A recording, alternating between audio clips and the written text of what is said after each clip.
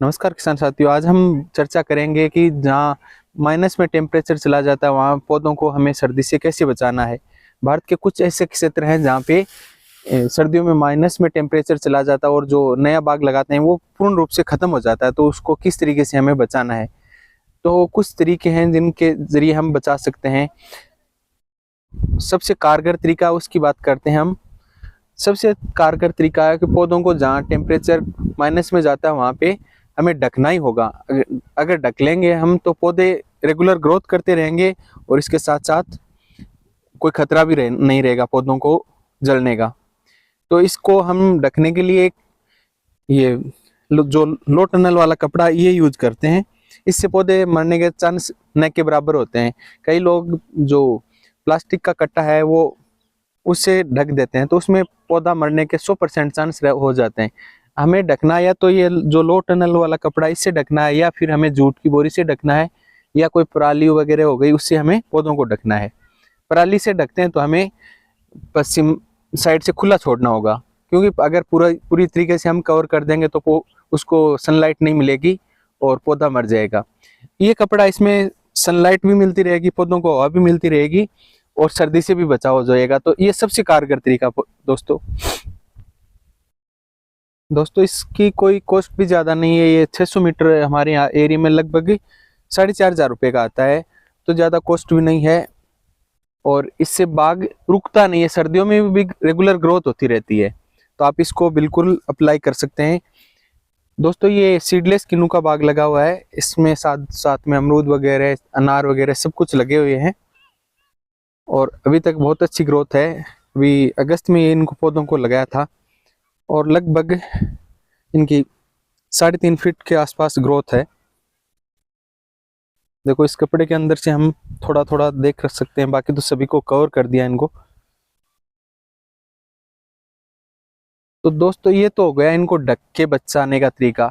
इसके अलावा हम कुछ ऐसे तरीके अप्लाई कर सकते हैं जहाँ मतलब माइनस में नहीं जाता लेकिन पौधे की ग्रोथ रुक जाती है और सर्दी इफेक्ट डालती है। उन एरियो में क्या करना है हमें, तो एक तो हम सल्फ्यूरिक एसिड की स्प्रे कर सकते हैं, तो उससे भी हमारे पौधों की बचाव होगा। इसके अलावा हम सल्फर की स्प्रे कर सकते हैं, लिक्विड सल्फर की, जो हमारे पौधों को सर्दी से बचाने का काम करते हैं।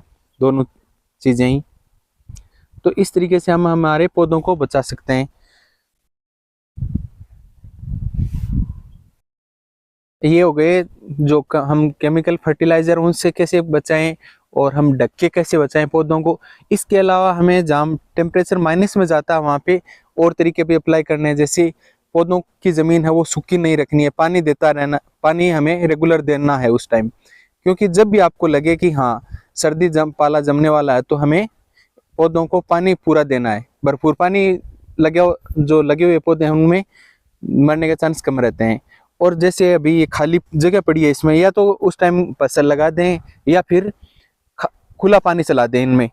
अगर खुला पानी चला देंगे, ये ज़मीन सूखी नहीं रहेगी तो इसमें मरने के चांस पौधों के बहुत कम हो जाएंगे। इसके अलावा दोस्तों हम अचानक मतलब सर्दी आ जाती है और हम ढक भी नहीं पाते हैं और स्प्रे भी नहीं कर पाते हैं किसी टाइम।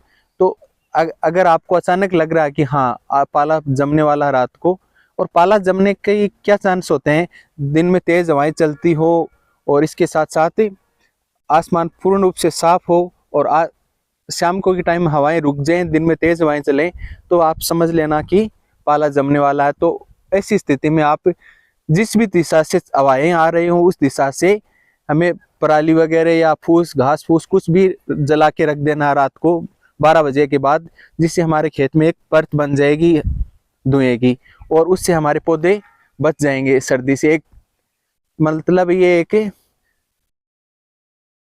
एक अचानक जो प्रॉब्लम क्रिएट हो रही है उससे बचने का तरीका है दोस्तों। बाकी तो हम सबसे अच्छा तरीका तो मैंने शुरू में बताया कि हम पौधों को ढक के और अच्छी तरीके से बचा सकते हैं। लेकिन कई बार ऐसा हो जाता है, टाइम नहीं मिलता किसान साथी को, तो वो अचानक उसको लगे कि हाँ पाला जमने वाला है, तो ऐसी स्थिति में घास फूस जला दे, पराली जला के छोड़ दे, उससे खेत में एक धुएं की परत बन जाती है। आपने देखा होगा कि धुआं जब सुबह सुबह कई बार हम देखते हैं कि धुएं की परत सी रहती है, वैसे ही हमारे खेत पे पूरे पे परत बन जाएगी। तो एक टाइम हम हमारे पौधों को सर्दी से बचा सकते हैं, पाले से जमा बिल्कुल बचा सकते हैं। इसके अलावा दोस्तों आप अपने एरिया में क्या अप्लाई करते हो सर्दी से पौधों को बचाने के लिए, वो भी आप कमेंट के जरिए हमें बता सकते हैं, व्हाट्सएप के जरिए भी बता सकते हैं। अगर आपका तरीका हमसे अच्छा होगा तो वो भी अगले टाइम किसान दोस्तों के साथ हम शेयर करेंगे। तो मिलते हैं नए वीडियो में नई जानकारी के साथ, तब तक के लिए शुक्रिया दोस्तों।